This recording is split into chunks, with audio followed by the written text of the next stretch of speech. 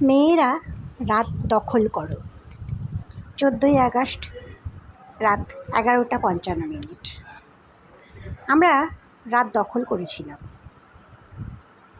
তবে আমাদের ওই রাত দখল করার কতটা ন্যায়সঙ্গত, মনে মনে সংশয় ছিল, অনেক জিজ্ঞাসাও ছিল। আমরা কাউকে জিজ্ঞাসা করতে পারিনি। আমার বয়স মধ্য গগনে পৌঁছে গেছে। আমার নতুন করে কিছু পাওয়ার নেই, কিছু হারানোর নেই।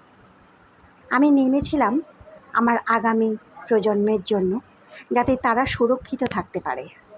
জানি না তারা আদৌ সুরক্ষিত থাকতে পারবে কি না। এই প্রশাসন ব্যর্থ, অপদার্থ।